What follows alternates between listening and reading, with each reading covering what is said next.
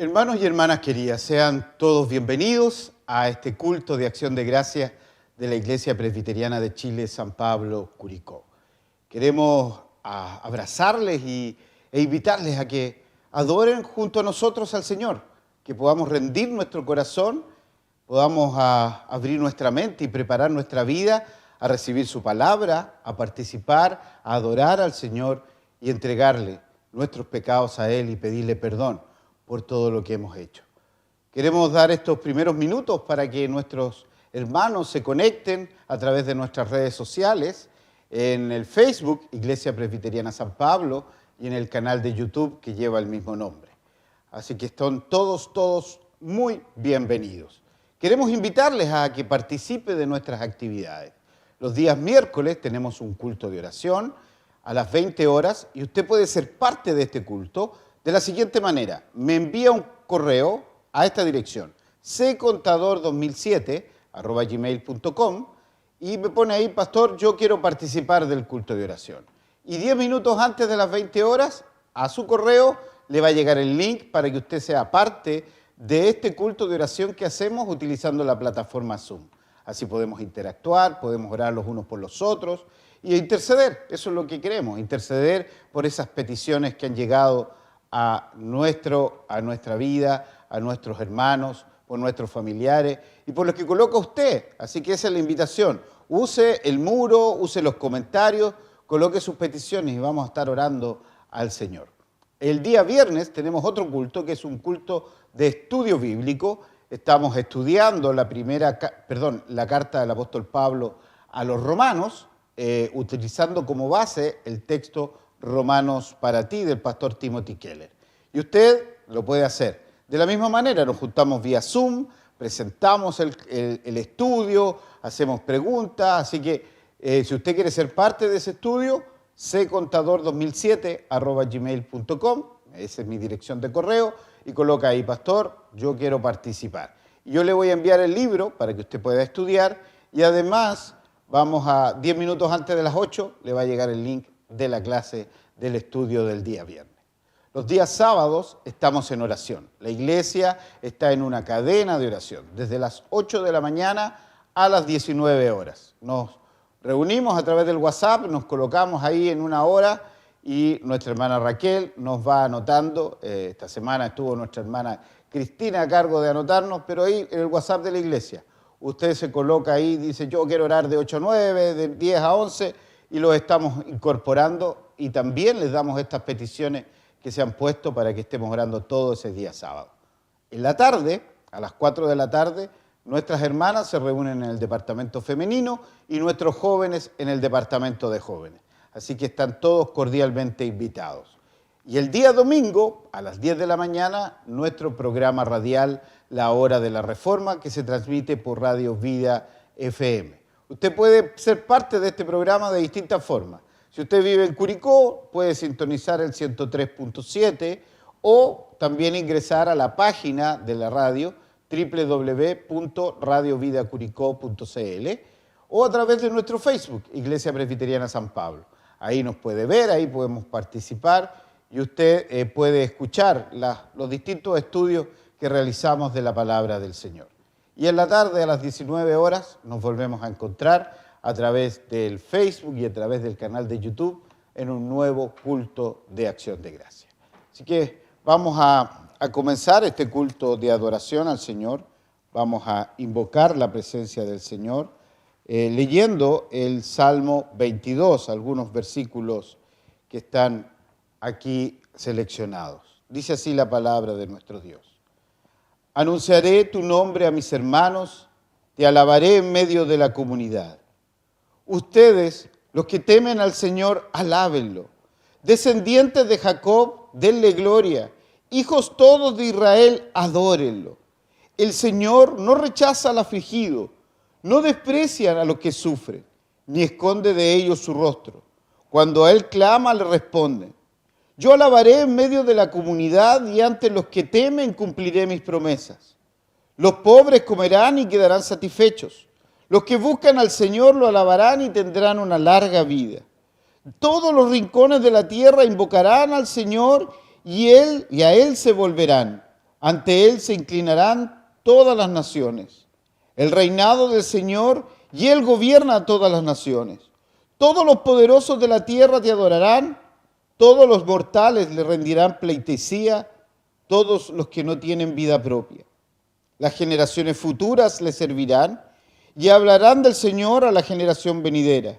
Se dirá aún a los que no han nacido, el Señor es justo en todo lo que hace. Quiero invitarte a que tengamos un momento de oración. Poderoso Padre Celestial, Señor, en esta hora en que nos has reunido, invocamos, Señor, con reverencia tu nombre y pedimos, Señor, que tú seas propicio a nuestras vidas en este lugar. Señor, en esta nueva forma que tenemos de estar reunidos a través de estas redes sociales, queremos, Señor, poner en alto tu nombre. Queremos, Señor, adorar y bendecir al Todopoderoso Dios, al 3 veces santo, Creador del cielo y de la tierra. Señor amado, queremos poner nuestros yerros y nuestros pecados delante de ti. Queremos pedirte perdón por todas las veces que hemos transgredido tu ley y por todas esas cosas que hacemos que a ti no te agradan. Nada te podemos esconder, Señor, pero sí sabemos que Jesucristo pagó por ellos. Y en esa tranquilidad y en esa paz vamos, Señor, a declarar lo que hemos hecho, pero también sabiendo que la sangre preciosa de tu Hijo cubre multitud de pecados y perdona la maldad que hemos hecho. Señor amado, queremos pedirte que tú tomes control de todo lo que va a pasar acá, que dirijas nuestras oraciones, que dirijas, Señor, nuestras alabanzas, que nos hables a través de tu palabra. Y por eso pedimos, Señor, que tu Santo Espíritu sea el que ministre en nuestros corazones, que prepare nuestras mentes, que abra nuestro entendimiento, para que así tu palabra, Señor, haya cabida en nuestros corazones y dé fruto abundante. Señor, necesitamos de ti. Señor, necesitamos que corrijas nuestra vida. Y te pedimos, Señor, que en tu infinita misericordia vengas a estar en medio nuestro, hermoseando este lugar con tu presencia. En el nombre de Jesús te lo pedimos todo. Amén. Vamos a una alabanza y volvemos con el mensaje para el día de hoy.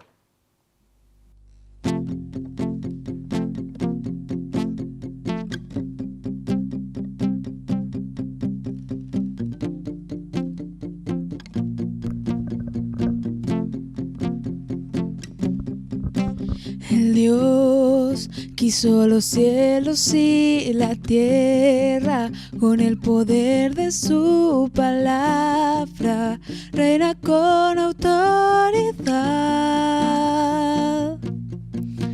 El Dios que aún los vientos le obedecen, una palabra es suficiente para los muertos levantar. Nadie es como Él, oh gran yo soy.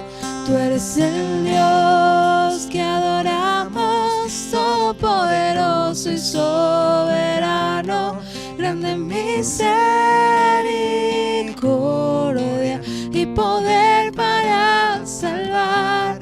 Tú eres el Dios que adoramos, quien derrotó la muerte y el pecado, glorioso Redentor y Rey, te adoramos.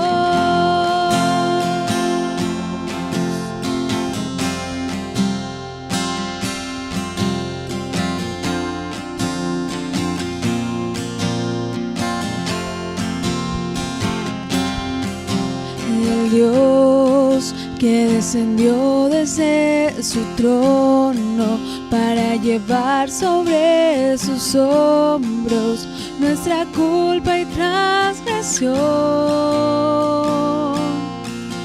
Jesús, exaltado sobre todo, nombre sobre todo nombre, solo anhela y salvación.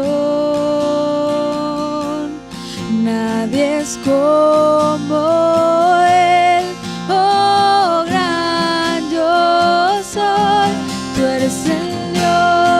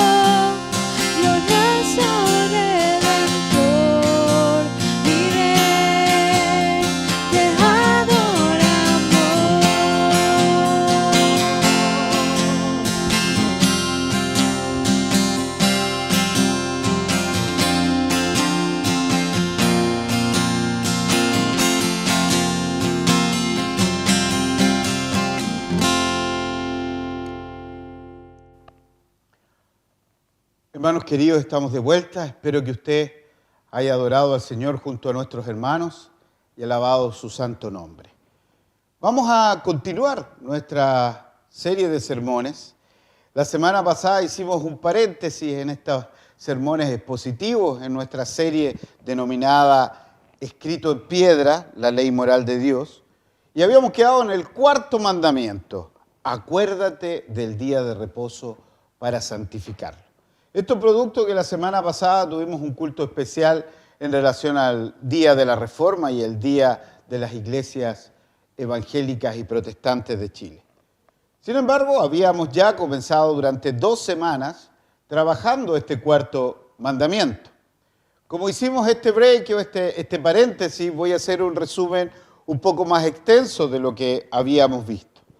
En mi primer mensaje sobre este sermón, o en la primera parte de este mandamiento, nosotros analizamos cuál fue el propósito que Dios tuvo al dejar este mandamiento, cuál era la intención, la razón de ser. Y para ello trabajamos en 2 pasajes de la Escritura. El primero de ellos estaba en Génesis capítulo 2, de los versículos 1 al 3, que dice: así fueron terminados los cielos y la tierra y todo lo que existe. Dios terminó el día séptimo la obra que hizo y en ese día reposó de toda su obra. Y Dios bendijo al séptimo día y lo santificó, porque ese día reposó de toda su obra. En estos pasajes nosotros vemos que Dios ha terminado su obra y reposa en el séptimo día. Y el otro pasaje que también trabajamos para ver el propósito inicial se encuentra en Isaías capítulo 58, versículos 13 y 14, que dice: si en el día de reposo, que es mi día santo, te refrenas de hacer tu voluntad y lo llamas día santo y glorioso del Señor, y si lo honras, no siguiendo tu propio camino, ni buscando tu voluntad, ni hablando por hablar, entonces hallarás tu deleite en mí, y yo, el Señor, te llevaré a las alturas de la tierra, y allí te daré a comer de la herencia de tu padre Jacob. La boca del Señor lo ha dicho. Con estos 2 pasajes nosotros nos metimos en el propósito inicial. ¿Qué cosas vimos? Primero, que Dios nos dio un ejemplo. ¿Cuál fue el ejemplo? Él en 6 días hizo toda su obra y el séptimo día reposó. También vemos cuál es la declaración expresa. Dios bendijo este día y lo santificó.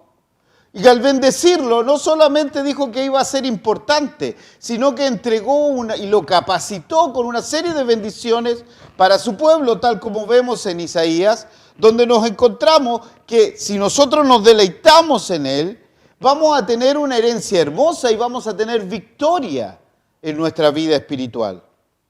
Pero este mandamiento requiere un requisito. Para alcanzar esas promesas requiere un requisito. ¿Y cuál es ese requisito? Que dejemos de hacer nuestras cosas, que dejemos de hacer nuestra voluntad por entregarnos al reposo, al descanso, pero no a la holgazanería, sino a reposar de nuestras actividades para poner nuestra energía y nuestros pensamientos en el Señor. En la segunda parte de nuestro mensaje, lo que vimos la semana pasada, analizamos el texto tal como se encuentra en Éxodo 20, de los versículos 8 en adelante. ¿Y qué dice? Te acordarás del día de reposo y lo santificarás.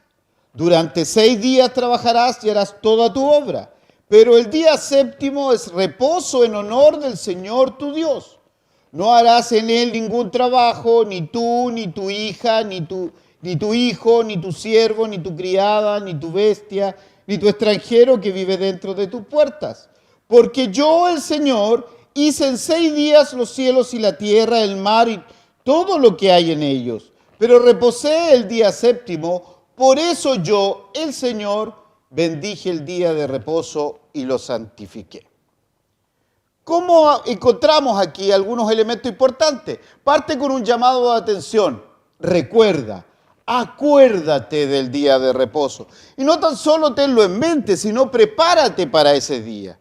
También habla del contenido expreso del mandamiento.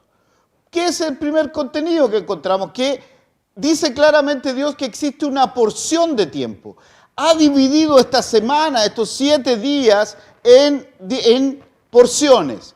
6 días trabajarás, mas el séptimo reposarás. Fíjense que no le pone ni principio ni fin. Y para ello quiero traer a cotación una frase o un pensamiento que expresa el pastor Jonathan Edwards, que dice: las palabras del cuarto mandamiento no determinan cuál día debe ser guardado como día de reposo. Ellas establecen de que debemos guardar un día de cada 7. Después de trabajar 6, debes guardar el próximo para santificarlo. Y esto es lo que estamos obligados en el cuarto mandamiento. Lo otro que tenemos es qué debemos hacer en ese tiempo. Y para ello hay 3 palabras que son claves: día, reposo y santo. Es un día para reposar de nuestras actividades y centrar nuestra concentración en Dios, y es para hacerlo santo, para hacerlo distinto, para apartarlo para el gozo del Señor. También nos habla de los motivos que Dios ha dejado este mandamiento. Y el primer motivo es para entregarnos un patrón de conducta. Hermano amado, tú no puedes trabajar los 7 días de la semana 24 horas. Tu organismo no lo va a resistir. Dios lo dejó no porque Él necesitaba descansar, sino que nosotros lo necesitábamos. Además, Dios bendijo este día y lo santificó. Y lo santificó en tercer lugar por un hecho maravilloso que nos va a servir también para lo que vamos a conversar el día de hoy, que está en Deuteronomio 5, capítulos 13 al 15. ¿Qué dice? Deuteronomio capítulo 5. Durante 6 días trabajarás y harás toda tu obra, pero el día séptimo es reposo en honor del Señor tu Dios. No harás en él ningún trabajo, ni tú, ni tu hijo, ni tu hija, ni tu siervo, ni tu criada, ni tu buey, ni tu asno, ni animal tuyo, ni el extranjero que viva dentro de tus ciudades, para que descanses tu siervo y tu criada lo mismo que tú. Fíjense, acuérdate que fuiste siervo en la tierra de Egipto y que yo, el Señor tu Dios, te saqué de allá con mano fuerte y brazo extendido. Por eso yo, el Señor tu Dios, te ordeno que observes este día. Aquí le agrega un elemento importante. ¿Cuál es?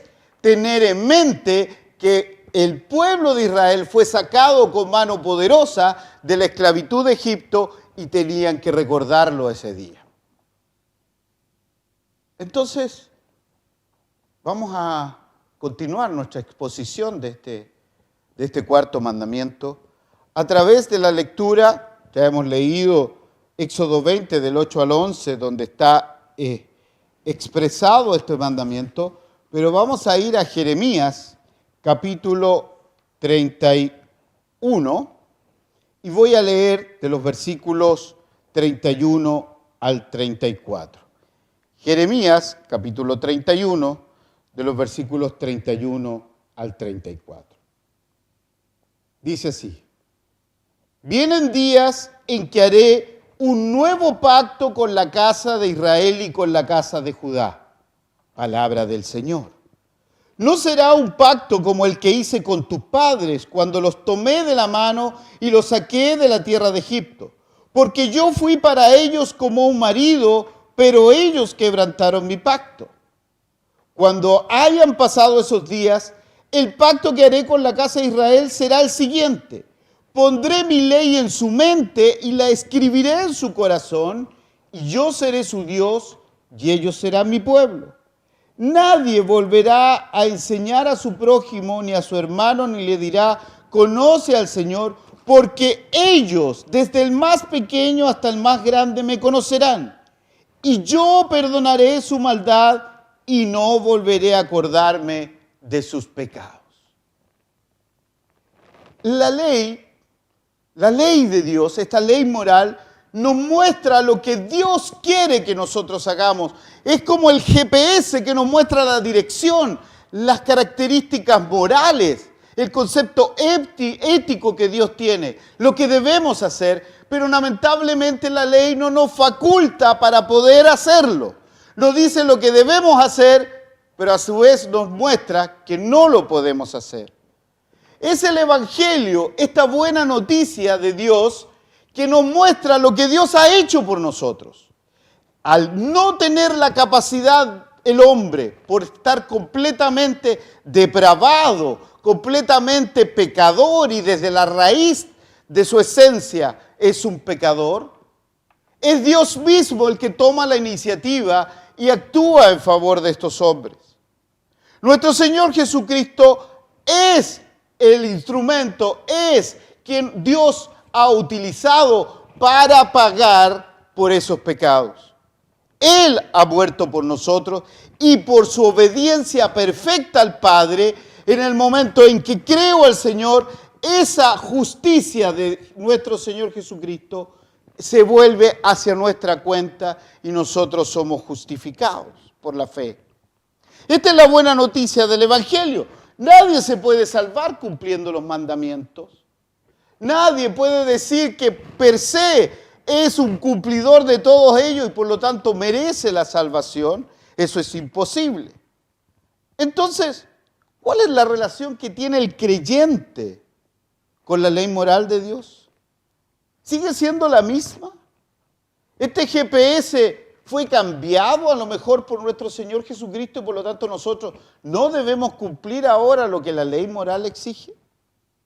Y fundamentalmente lo que tiene que ver con este cuarto mandamiento. Nosotros no debemos tener un día para reposar y gloriarnos con el Señor.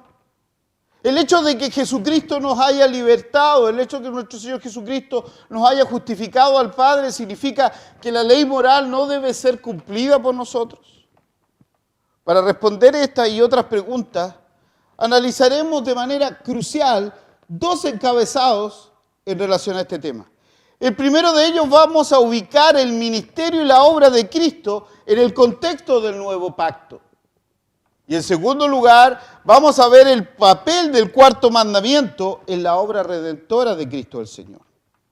Acabamos de leer Jeremías capítulo 31. A través de la historia de la redención, Dios se ha vinculado, se ha relacionado con su criatura, con los seres humanos, con el hombre, con su pueblo a través de pactos.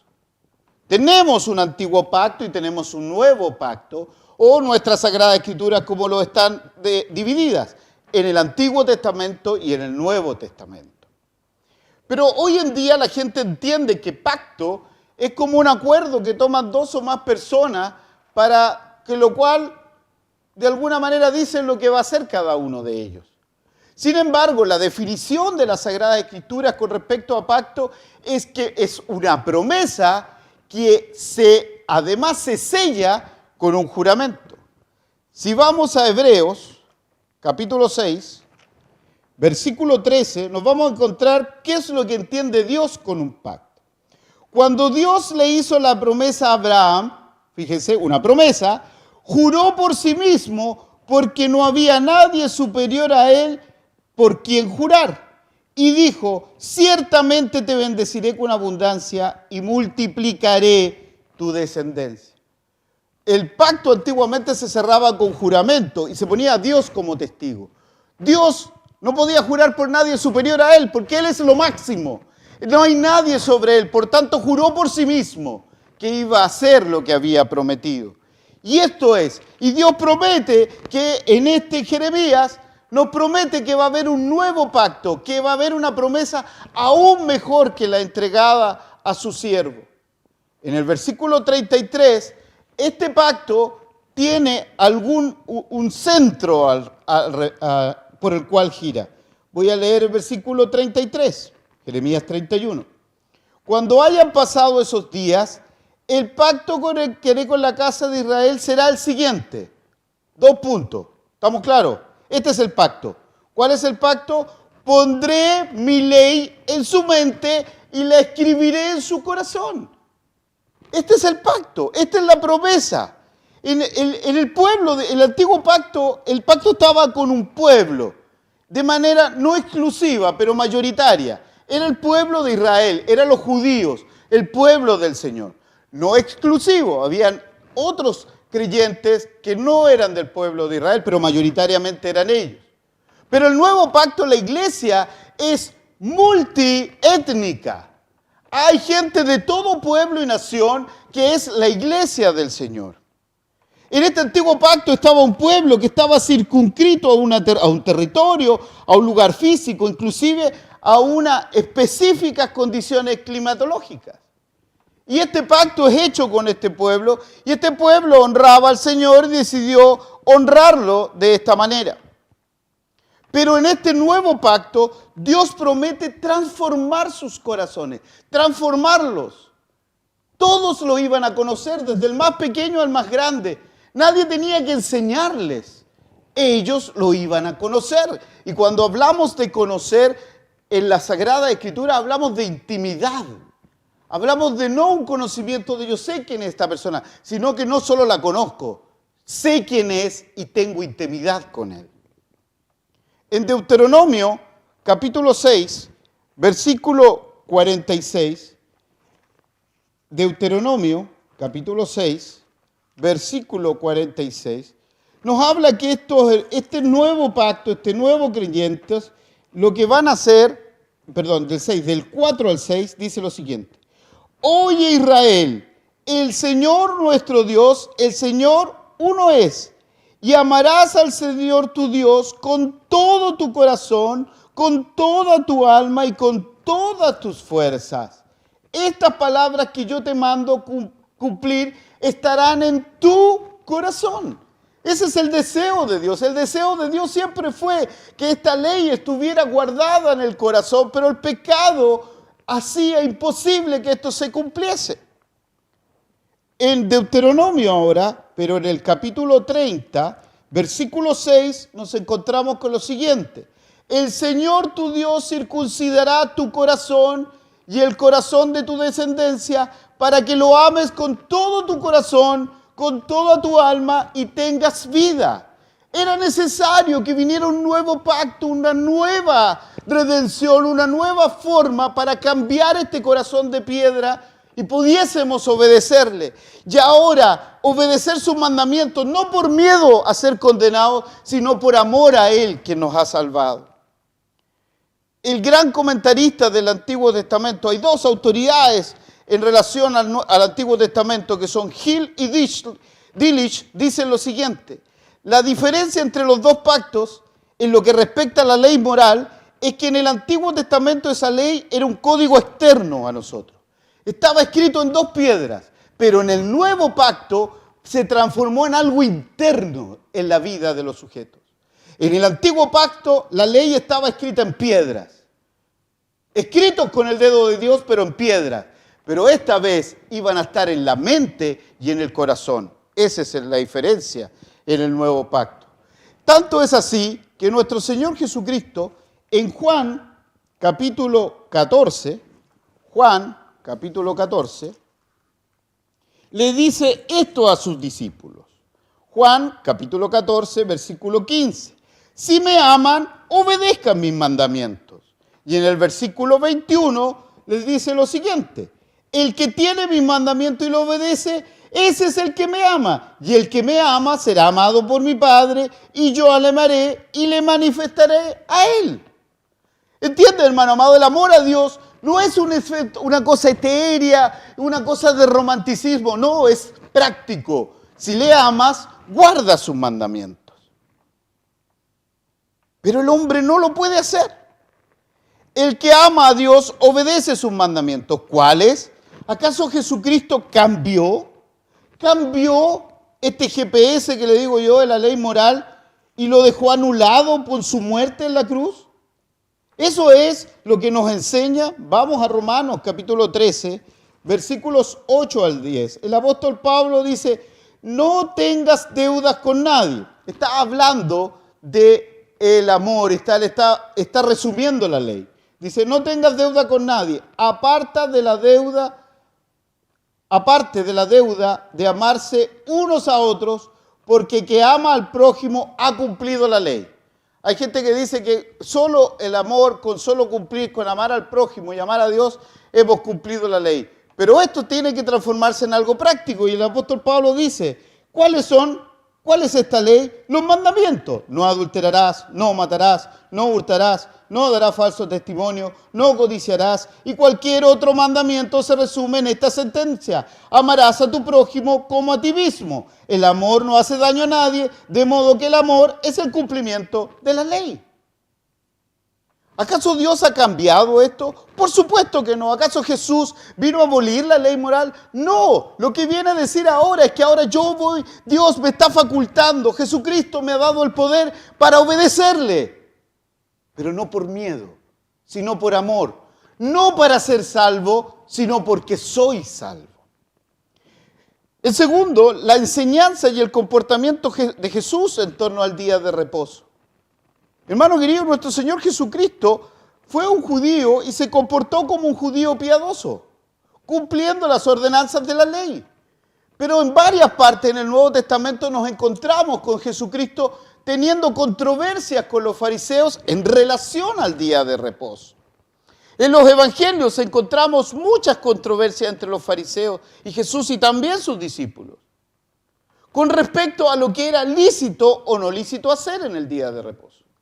Pero quiero dejar enfáticamente claro, Cristo cumplió todos los mandamientos, incluso este cuarto. Si no lo hubiese cumplido, no hubiese podido ser nuestro Salvador. El problema estaba que Jesús no se sujetaba a los rudimentos creados por estos fariseos religiosos en torno a costumbres humanas que trataban de circunscribir el día de reposo a lo que ellos creían que se debía hacer. Hay un libro de tradiciones judías que se llama Mishnah, donde establecían con detalle qué era lícito y no lícito hacer en el día de reposo. 24 capítulos específicos para el día de reposo.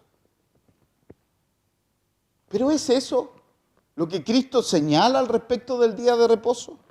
Vamos a Marcos. Les invito a que abran en Marcos, capítulo 2, versículos 23 en adelante. Aquí tenemos una de las tantas controversias. Un día de reposo, mientras Jesús pasaba por los sembrados, sus discípulos comenzaron a arrancar espigas a su paso. Tenían hambre y empezaron a sacar, a cosechar. Eso estaría prohibido para los religiosos porque era un trabajo y eso no se podía hacer el día de reposo. Entonces los fariseos le dijeron, fíjate, ¿por qué hacen esto el día de reposo? Estos en el día de reposo, lo que no está permitido hacer. ¿Es eso lo que dice el cuarto mandamiento? Jesús le respondió, ¿nunca leyeron lo que hizo David y sus acompañantes en aquella ocasión en que tuvieron hambre? Pues entró a la casa de Dios y comió los panes de la proposición que solo a los sacerdotes les es permitido comer y hasta lo compartió con sus acompañantes. En aquel tiempo Abiatar era el sumo sacerdote. También les dijo, el día de reposo se hizo por causa del género humano y no el género humano por causa del día de reposo. De modo que el Hijo del Hombre es también el Señor del día de reposo. ¿Se dan cuenta? Les da con la Biblia. Yo creo que los fariseos se querían morir. Se creían los que sabían más del Antiguo Testamento y de hecho en la raza eran los que más leían las Escrituras. Pero les trata con las Escrituras y les dice, esto no es así. No dice lo que hizo David, si usted quiere saber más, esto está en Primera de Samuel, capítulo 21, los versículos 1 al 6. Pero lo más importante es cómo termina y cómo remata su argumento o su contraargumento Jesucristo en el versículo 28. De modo que el Hijo del Hombre es también el Señor del día de reposo. Entonces, mis hermanos y hermanas queridas, si el Hijo del Señor, nuestro Señor Jesucristo, es el Señor del día de reposo, ¿qué día debemos reposar y sacrificar para aprovecharlo para tener comunión con Él? Esa es una respuesta crucial que queremos contestar el día de hoy. Lo había dejado ofrecido que íbamos a llegar al día en que íbamos a ver cuál es el día que debemos guardar al Señor y nos debemos reunir. Durante más de 19 siglos, la iglesia neotestamentaria se reúne los días domingo, el primer día de la semana. Solo en el siglo pasado una secta, los adventistas, dijeron y cuestionaron esto diciendo que no correspondía, que el día que se debía guardar era el día sábado. Nunca hubo un cuestionamiento hasta esa fecha. Entonces, ¿estamos equivocados al reunirnos domingo a domingo en nuestros templos a celebrar el Día del Señor? ¿Y con esto estamos quebrantando el cuarto mandamiento? Para responder esta pregunta, quiero hacerlo reflexionar en los siguientes puntos. Primero, algunas circunstancias que sugerían este cambio aún ya en el Antiguo Testamento. Aún ya en el Antiguo Testamento estaba sugiriendo este cambio.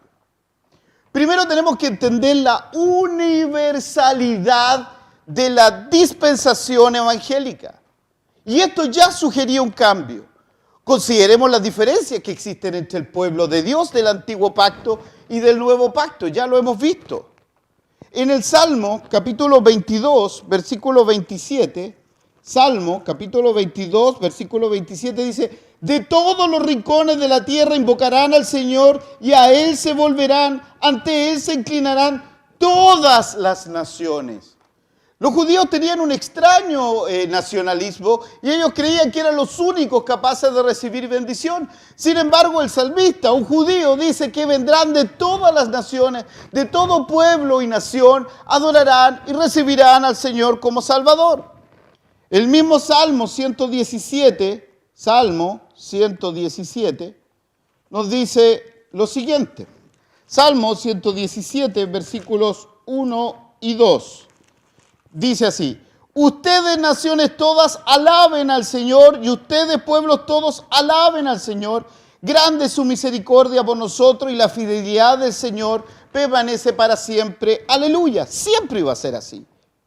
Todo esta alabanza universal requería de condiciones y exige condiciones universales para adorar a Dios. El pueblo judío guardaba el día de reposo desde el día viernes, de la puesta de sol del día viernes a puesta de sol del día sábado. Pero ¿qué pasa en aquellos lugares donde, por ejemplo, en el polo, donde existen 6 meses de día y 6 meses de noche? ¿Cómo van a guardar de puesta de sol a puesta de sol? Nosotros en Chile no contamos los días así, lo contamos de medianoche a medianoche. El cambio de significado en la adoración en el día de reposo presupone también un cambio en el día mismo que se ha de guardar. Dios hace las cosas con un propósito, Dios hace las cosas con una razón. Y en la primera instancia, el día de reposo se hizo como conmemoración de que su obra creadora había sido terminada. Pero como ya hemos leído en Deuteronomio capítulo 5, versículos 12 al 15, Moisés le dice a su pueblo, cuando le está recordando la ley, que aparte de adorar a Dios y celebrarlo por su obra creadora, lo van a adorar y celebrar por la redención, por haberlo sacado del pueblo, al pueblo de Egipto, de la esclavitud de ese lugar. Y eso está en total concordancia con Éxodo 21, que dice: yo el Señor te saqué de casa de Egipto, de casa de servidumbre. Los creyentes del Nuevo Testamento conmemoramos una nueva creación y una nueva redención, esta vez del yugo de la esclavitud, del pecado. Por lo tanto, deberíamos seguir conmemorando lo que ellos celebraban ese día, la conmemoración de la salida de Egipto. El segundo punto que tenemos que analizar ahora es el establecimiento definitivo de este nuevo día de adoración al Señor. Cuando llegamos al Nuevo Testamento encontramos indicios muy claros de este cambio. Fue un cambio gradual pero definitivo. No nos dice nada en el Nuevo Testamento que debamos adorar a Dios en el séptimo día. Por supuesto, después que analizamos los evangelios. Y este silencio del Nuevo Testamento es decidor. Si bien la iglesia neotestamentaria nace en el seno de la nación judía, no encontramos en el Nuevo Testamento ningún indicio de los apóstoles o de los que ellos enseñaban de que guardásemos el día séptimo como lo hacían los judíos. Hay algunos, sobre todo los adventistas del séptimo día, traen a acotación algunos pasajes del libro de los Hechos donde Pablo iba a la sinagoga. Pero lo que Pablo está haciendo al ir a la sinagoga en este séptimo día es cumplir el mandato de nuestro Señor Jesucristo de llevarles el Evangelio. ¿A dónde iba a encontrar judíos en ese día si no es en la sinagoga? Por lo tanto, iba a ese lugar a predicarles el Evangelio. El énfasis que se le da al primer día de la semana en el Nuevo Testamento es esencial. tanto en el ejemplo de Cristo como el de los apóstoles. Y este es el día señalado para que la iglesia se reúna y adore al Señor. Y vamos a dar algunos fundamentos. El primero de ellos es que nuestro Señor Jesucristo se levantó de la tumba el primer día de la semana.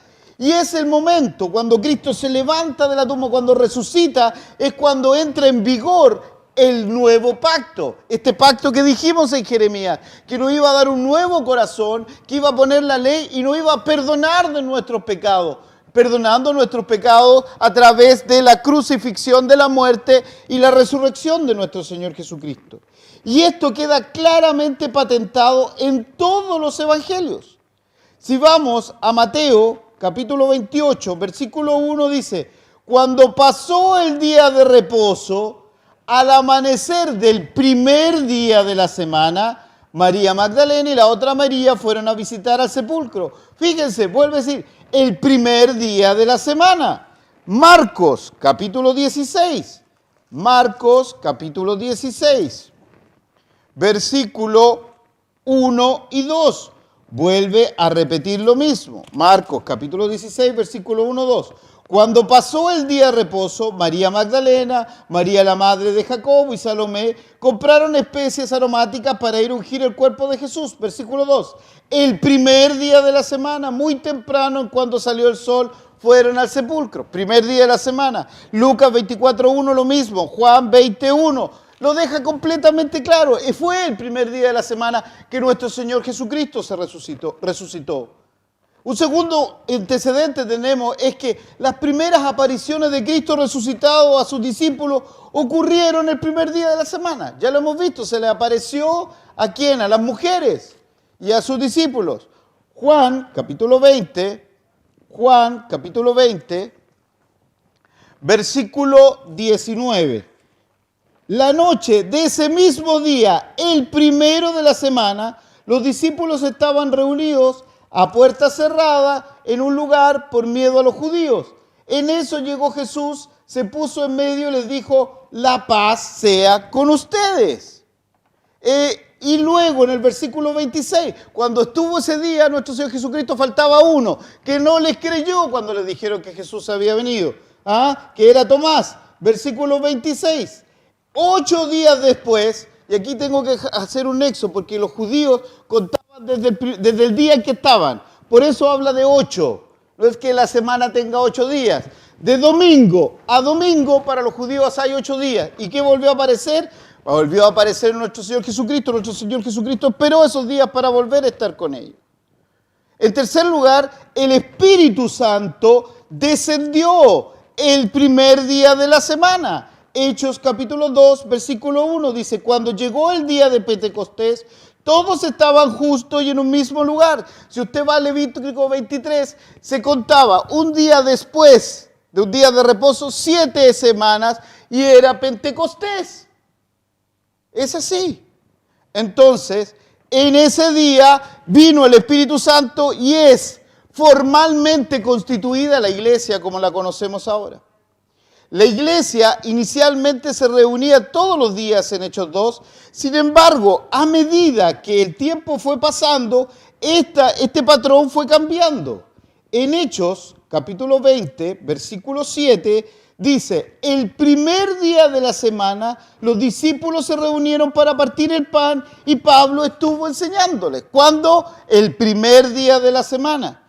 Primera de Corintios, capítulo 16, versículos 1 y 2. En cuanto a la ofrenda para los santos, hagan lo que les ordené a las iglesias de Galacia. Una jurisdicción a las iglesias que están en Galacia. ¿Qué les ordenó Pablo? Cada primer día de la semana, cada de uno ponga algo aparte. Primer día de la semana. Y fíjense, Apocalipsis, capítulo 1, versículo 10. ¿Qué dice el apóstol Juan? En el día del Señor.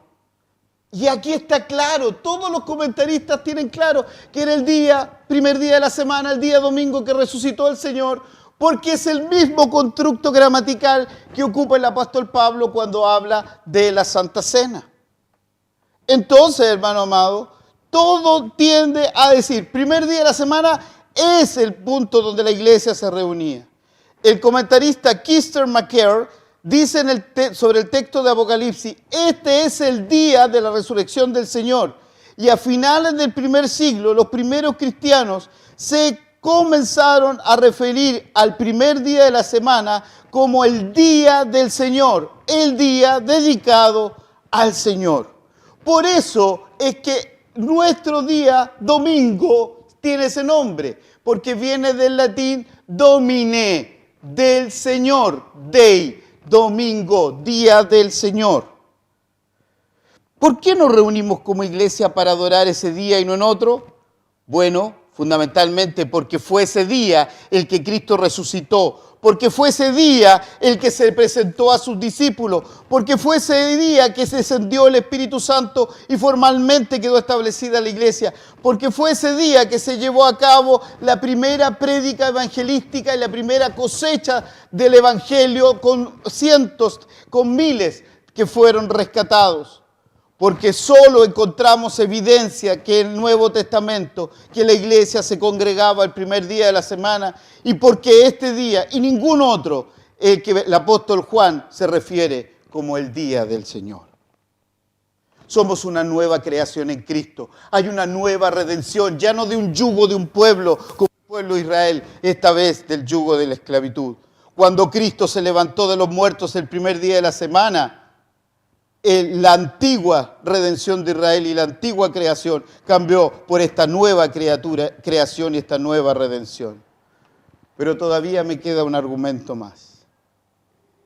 Los adventistas del séptimo día señalan que este cambio fue producto y fue producido por Constantino el 325 después de Cristo. Fue establecido de una manera legal, arbitraria. ¿Fue esto así? ¿Es esto lo que la historia dice? Los padres de la iglesia posapostólica confirman unánimemente la enseñanza de que la iglesia primitiva se reunía el día domingo. ¿Cuál es esta iglesia posapostólica? Son aquellos hombres contemporáneos a los apóstoles, incluso algunos discípulos directos de ellos, que les tocó liderar a la iglesia posterior a la muerte de los apóstoles, los que dan esta noticia y lo que enseñan. Hay un texto muy interesante que se llama La vida que está traducido al español, que estaría fechada en años 96 al 98 después de Cristo. Si usted ha estudiado teología, es la misma fecha donde se dice que fue escrito el libro del Apocalipsis, 96 al 98 después de Cristo. Esta muestra el funcionamiento de la iglesia neotestamentaria y en sus escritos encontramos, y en el día del Señor, día especial, congregaos a partir el pan y a dar gracias, confesando primero vuestras transgresiones para que vuestro sacrificio, vuestra ofrenda sea aceptada. Ignacio de Antioquía, discípulo de Juan, nació el 31 después de Cristo y murió en el 107, dice, no debemos sabatizarnos más, sino que debemos guardar el día del Señor, el día en que nuestra vida fue levantada. Y en otro texto señala, este es el día del Señor, el día en que nuestro Señor resucitó, el más importante de todos los días. Justiniano Mártir nació en el 100 después de Cristo. En uno de sus diálogos con un judío dice, los cristianos no celebramos las festividades judías, no observamos sus sábados. Y en otro texto señala, en el día que llamamos domingo se realiza una asamblea de todos los que viven tanto en la ciudad como en el campo, donde leemos la Escritura, tanto las enseñanzas de los apóstoles como los profetas. Lo mismo lo dice Ignacio, Bernabé, alrededor del año 130 después de Cristo. Ireneo, discípulo de Policarpo, que fue discípulo directo de Juan, en el año 130 al 195. El día del Señor, cada uno de los cristianos deben guardar este día mediante el estudio de la ley y regocijándose en las obras de Dios. Tertuliano, 160 al 220 después de Cristo. Celebramos el domingo como día de gozo y el día del Señor hacemos una fiesta. Clemente de Alejandría, contemporáneo Tertuliano, murió en el año 211, dice, Un verdadero cristiano, de acuerdo con lo ordenado con el Evangelio, observa el día del Señor dedicándose a todo lo bueno, honrando la resurrección del cual lo llamó al lugar ese día. Y podríamos seguir. Por lo tanto, es una mentira que Constantino cambió. Todos estas que le he mostrado, todos estos argumentos históricos están antes del 325, aún casi contemporáneos a los discípulos. Hermano querido, entonces, ¿qué es? ¿Qué tiene que ver todo esto con nosotros? Primero, darnos tranquilidad de que nos estamos congregando en el día de correcto. ¿Y hay algo más que esto? Hermano querido, se le puede olvidar todos esos nombres que yo les dije de la historia. Se le pueden olvidar todos esos argumentos. Pero por favor, esto no se le olvide. Todas las implicancias de este evento tienen que ver con la historia de la redención. Ese día nuestro Señor Jesucristo fue vindicado por Dios. Fue declarado Rey de Reyes y Señor de Señores. Hechos, capítulo 2, versículo 36. Hechos, capítulo 2, versículo 36. Dice así la palabra de nuestro Dios. Sépanlo bien todo el pueblo de Israel, que a este Jesús, a quien ustedes crucificaron, Dios lo ha hecho Señor y Cristo. Este Dios hizo una declaración pública. Este es mi Hijo amado. Este es el Señor. Esto es todo lo que Él dijo, que Él era aquí en la tierra, que Él era el pan de vida, que era la luz del mundo, que era el camino, la verdad y la vida, que era el buen pastor, que era la resurrección y la vida y que era la vid verdadera. Todo eso es Jesucristo. En Romanos capítulo 1, versículo 4, Pablo dice que Jesús es declarado Hijo de Dios por la resurrección. Por la crucifixión, por la resurrección, entendemos que Dios aceptó el sacrificio de Jesucristo el Señor. Romanos capítulo 4, 25 dice que ya no tenemos deudas pendientes con la justicia divina, ya que Dios el Padre lo ha declarado públicamente y ha aceptado ese sacrificio, por lo tanto el perdón de todos nuestros pecados. Y en Romanos 6, del 8 al 11, cuando Cristo fue levantado de la tumba el tercer día, nosotros fuimos levantados juntamente con Él. La resurrección de nuestro Señor Jesucristo también asegura la nuestra, según 1 Corintios 15, del 20 al 22. Entonces, mis hermanos y hermanas queridas, ¿no sería distinto nuestro culto al Señor? ¿No sería distinto el momento que nos congregamos al Señor si ponemos en nuestra mente qué es lo que estamos conmemorando y las implicancias que esta conmemoración tiene? ¿No sería un momento de fiesta? ¿No sería un momento de adoración verdadero y genuino? Hermano querido, venga a reunirse al Señor, pero no venga por costumbre. No venga con desánimo. Venga a gozarse de lo que el Señor ha seguido, porque esta es la mejor noticia del Evangelio. Cristo llevó nuestros pecados en la cruz y ese sacrificio fue aceptado por Dios, y porque Él resucitó, yo y usted también va a resucitar. Esta es la mejor noticia, aunque hemos esperado 2000 años y aunque tengamos que esperar 2000 años más, va a seguir siendo la mejor noticia para nuestra vida. Que el Señor les bendiga.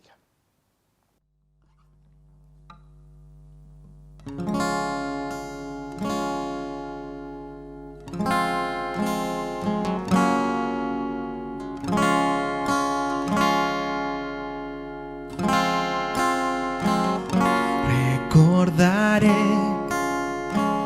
aquella cruz donde sangró y murió Jesús, heridas que por mí sufrió, crucificado Salvador.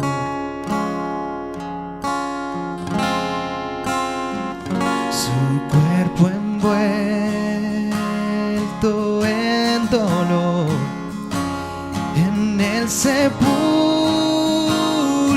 reposó, en soledad Él se quedó. Jesús Mesías, el Señor.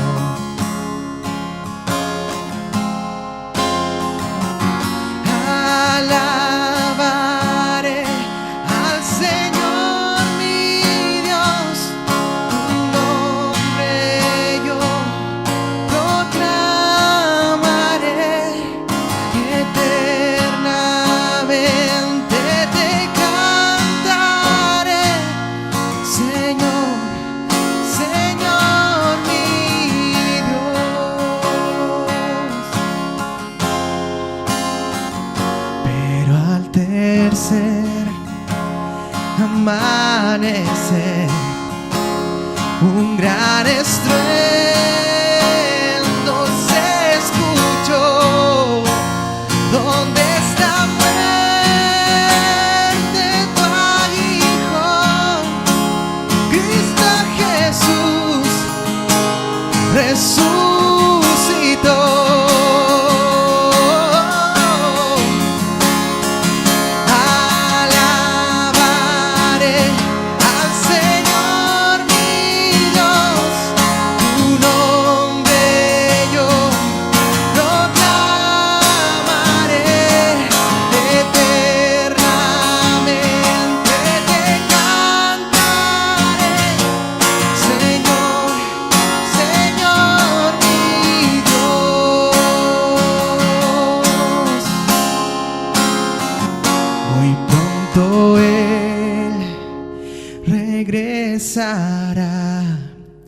Su rostro resplandecerá, tú en su presencia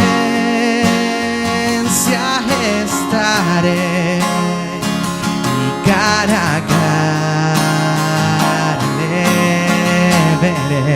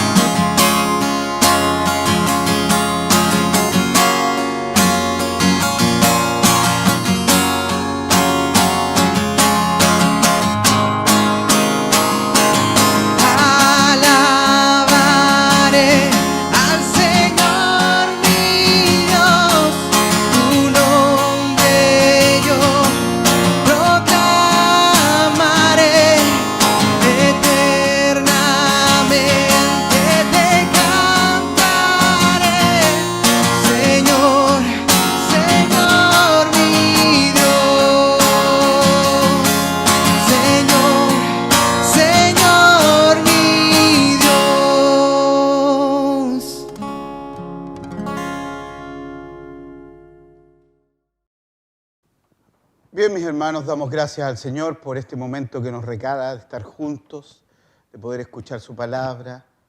Hermano querido, este es un día maravilloso, es el día que el Señor resucitó.